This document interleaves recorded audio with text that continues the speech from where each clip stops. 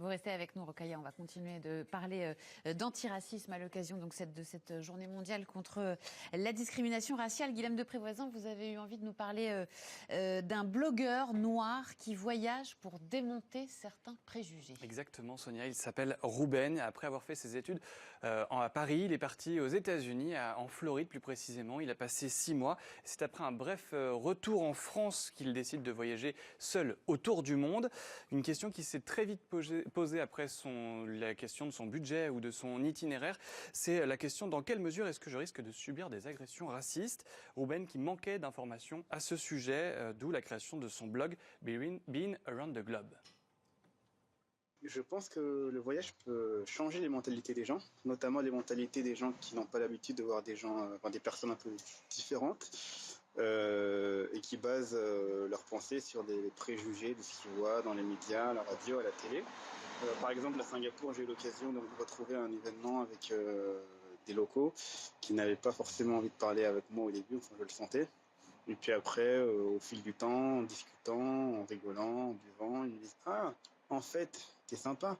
Donc tout ça pour dire qu'en fait, oui, les gens qui n'ont pas l'habitude de voir des Noirs par exemple ou des gens d'origine différente peuvent avoir leurs préjugés. Et en les rencontrant, en interagissant avec eux, on peut faire changer leur mentalité. Rokhaya, qu'est-ce que vous pensez de ce genre de témoignage? Ça me parle. C'est vrai que quand on est noir et qu'on voyage, on se demande quand même, on se demande toujours de quelle manière on va être accueilli dans des pays où les gens n'ont tout simplement pas l'habitude. Moi, ça m'est arrivé de rentrer dans un métro à Prague et de voir tout le monde se taire.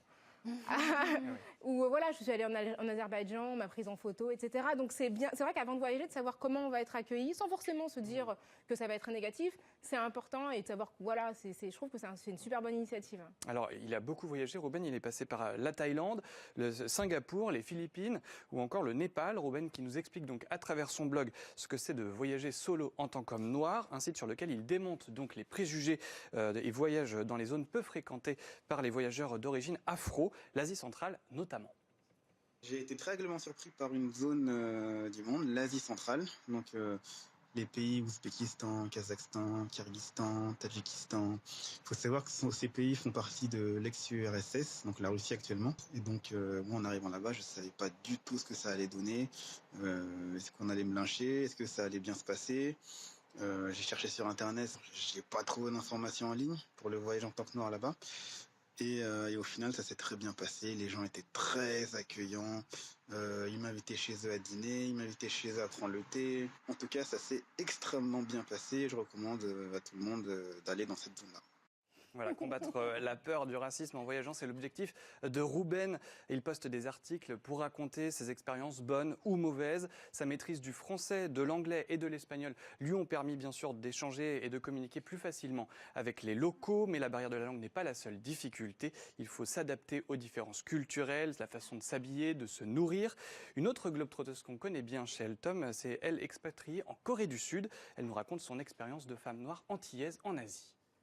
C'est un peu particulier de se retrouver femme noire française, guadeloupéenne et caraïbéenne dans un pays connu plus pour son homogénéité que pour sa diversité culturelle. Quand il s'imagine une Française, il s'imagine plus une femme blanche, blonde aux yeux bleus, qu'une brune ou qu'une femme noire. Et c'est quelque chose qui est difficile de casser, mais que j'essaye de casser en fait un petit peu tous les jours. Et on a reconnu Élodie Stanislas. Exactement. Élodie, ça fait plusieurs années déjà qu'elle vit en Corée du Sud. Alors un autre pays où la discrimination envers les Noirs est très forte, c'est la Chine.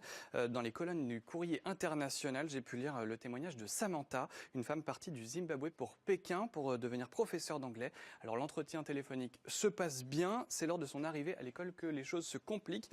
On lui fait comprendre que les parents des classes des enfants n'aimeraient pas ça. Bref, il y a encore du chemin à faire. Autre étude et autre enquête, celle d'un sociologue d'une université chinoise qui a passé les 6 dernières années à étudier le sort des Africains en Chine. Il a pu observer que le nombre d'Africains résidant en Chine a plongé d'environ 10% depuis 2012. Il suppose que c'est la cause...